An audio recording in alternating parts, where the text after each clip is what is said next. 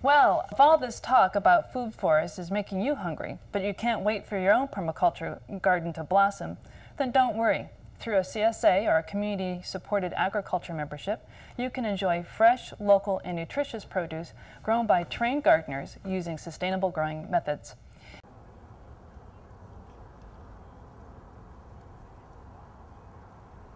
We started up this program called OUFF, Oregon Urban Family Farms, and what we do is we're taking vacant pieces of land, people's yards that aren't being used, and we're converting them to agriculture land. We're going to be producing intensive agriculture with biodynamic principles using permaculture, and we'll be applying those things to the gardens, and we're going to try to maximize our yields and also remediate the soil. We have 3,000 square feet here, and what we're doing every day is double digging, which is what Amy's doing right now. Throw the leaves down. This clump will go in. This will get flipped over so that grass layer on the clump goes down. So we're working nutrients down into the soil. And we put some oyster shells in there for calcium. And then what we're going to do is cover this back up with our straw and our goat manure. And we're going to let this sit. And then we'll come in, we'll remove all the straw, plant our plants, compost the straw, put a little straw back down on the garden. As you can see, it's a south-north slope. And this water flows off this land and takes vital topsoil off with it. It takes our water off with it, all our minerals and our nutrients off of this land, and puts it down in here, down in this flat, and it takes it into the streets. And that's not where we want it. So you can see the troughs. They're flowing the water down to this set of bioswales there. And then the water here will flow down into these areas here, and we're catching all the water coming down underneath this grass. All this stuff is coming in and being held. So here we are. We are at my number 3 piece of land here on 48th and Killingsworth. This is fall. We've gone through, since the last time I spoke to you, we were doing bed prep, and now we're here to harvest, and we're harvesting fruit, vegetables, and seed. What we're looking at here is a guild. A guild is a companionship planting, and what we did is we planted in some tomato. I've got some strawberries in here, which you saw me picking. There's a little bit of some onion here, and some chive, and there was a couple leeks. These plants are working with each other to draw nutrients and minerals and water.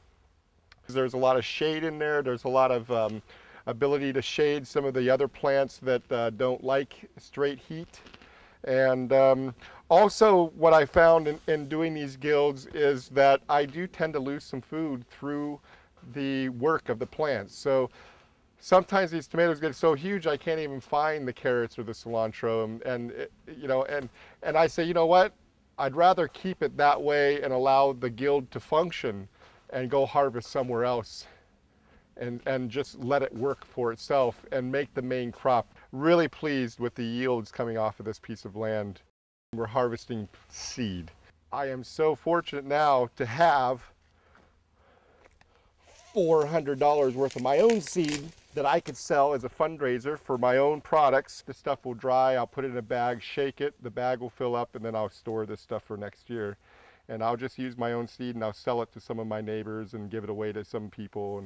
And a lot of these seeds I'm going to save up in bags, and then I'll put them in jars, airtight jars, and I'll have my own seed. But since I have some that is ready, and I'm a lazy farmer, I'm just going to broadcast my seed. So what we're doing here is really just establishing a seed crop. So what we're looking at here is garden number 2. This is my vertical garden for my melons. I put up this old recycled fence, hung that stuff up.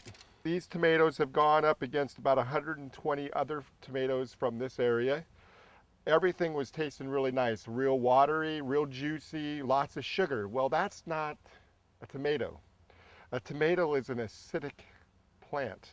This tomato is juicy, but the flavor lasts longer. because the skin is so rich, full of nutrients because of the lack of irrigation. This garden has not been irrigated and watered since June. One of the problems when you grow like this is you have all these fruits come on all at once. And all of a sudden you've got all this food that's ready.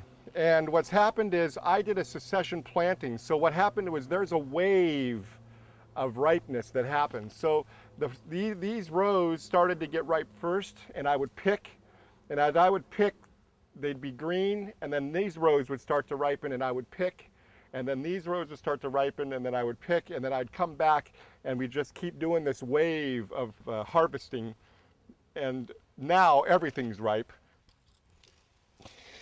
So here we are, Oregon Urban Family Farms. Had a wonderful year this year. Permaculture, biodynamics, learning the ropes, learning the relationships with the companionship planting, creating relationships with my neighbors, with other businesses around the community. It's all about the food. This is what we need. We need it local, we need it nutrient dense, and we need it now. And this is how we do it. We take and convert these yards and turn them into bounties of food and money. So I'm Gordon Westfall, bringing you the tools to be sustainable today.